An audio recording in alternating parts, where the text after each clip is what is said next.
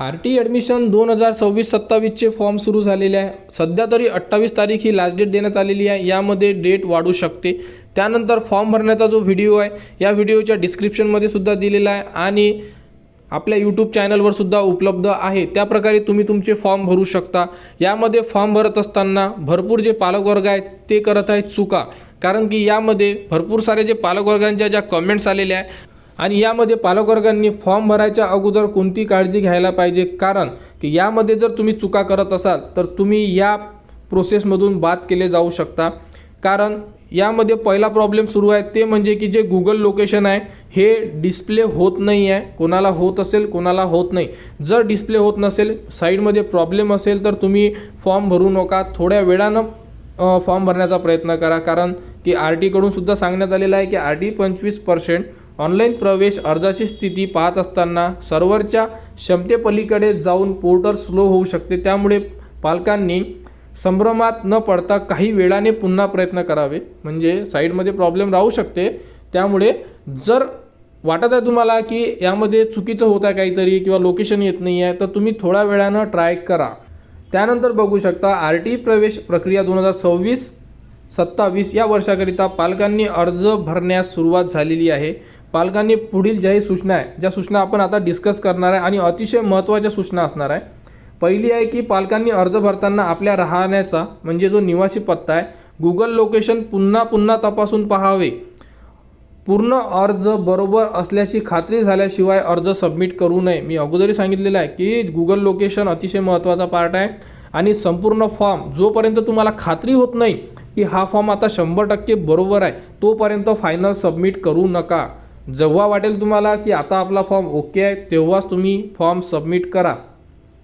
आपल्या बालकाचा अर्ज भरत असताना जन्मतारखेवरील जन्मदिनांक लिहावा. एकदा भरलेली जन्मतारीख पुन्हा बदलता येणार नाही. ओके, जी जन्मतारीख तुम्ही टाकत आहे ती सुद्धा शांतपणे व्यवस्थित चेक करा यामध्ये, कारण की एडिट ऑप्शन राहणार नाही आहे. 26-27साठी 1 किलोमीटरच्या आतमधीलच शाळा टाकता येत आहे. आपण व्हिडिओमध्ये सांगितलेलं आहे 1 किलोमीटरच्या वरच्या शाळा दिसत नाही आहे. त्यानंतर बघू शकता प्रवेश पात्रतेसाठी आवश्यक असणारी सर्व कागदपत्रे फॉर्म सबमिट करताना अपलोड करणे आवश्यक आहे. यामध्ये जे तुम्हाला डॉक्युमेंट्स अपलोड करायचे आहे ते PDF स्वरूपामध्ये पाहिजे आहे, इमेज पाहिजे नाही. आणि त्यानंतर यामध्ये अपलोड करताना पालकांचे आधार कार्ड म्हटलेलं आहे, तर यामध्ये तुम्ही फादर म्हणजे मुलाचे फादर, मदर यांचे आधार कार्ड अपलोड करू शकता. त्यानंतर कास्ट सर्टिफिकेट आणि त्यानंतर वास्तव्याचा पुरावा, त्यामध्ये तुम्ही एक डॉक्युमेंट्स अपलोड करू शकता. त्यानंतर अर्ज भरत असताना आवश्यक कागदपत्रे पालकांनी तयार ठेवावीत. लॉटरी लागली आणि कागदपत्र नसतील तर प्रवेश रद्द केला जाऊ शकतो. अर्ज भरून झाल्यावर जर तो चुकला आहे असे समजले तर पहिला अर्ज सबमिट करण्यापूर्वी डिलीट करावा आणि नवीन अर्ज भरावा. अर्ज कधी डिलीट करू शकता? जोपर्यंत तुम्ही फायनल सबमिट करत नाही तोपर्यंत. जर तुम्ही फायनल सबमिट केला तर तुम्ही अर्ज डिलीट करू शकणार नाही. समजा कोणाची जन्मतारीख वगैरे चुकलेली असेल, काही कारणास्तव काही नाव वगैरे चुकलं असेल, ते एडिट होत नसेल तर तुम्ही अर्ज डिलीट करू शकता, परंतु फायनल सबमिट व्हायच्या अगोदर.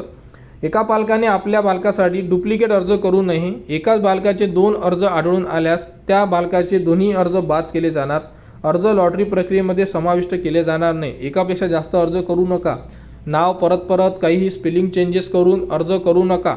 एकच अर्ज करा, प्रॉपर करा, व्यवस्थित करा. जर 2 अर्ज दिसले तर दोन्ही अर्ज तुमचे डिलीट करण्यात येणार, म्हणजे तुमचा नंबर लागणारच नाही.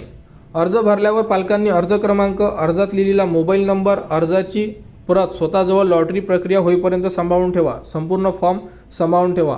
यामध्ये खोटी माहिती, चुकीची माहिती देऊ नका. प्रवेश रद्द केला जाऊ शकतो. जर पासवर्ड विसरले असाल तर तुम्ही रिकव्हरी पासवर्ड करून म्हणजे फॉरगेट करून घेऊ शकता.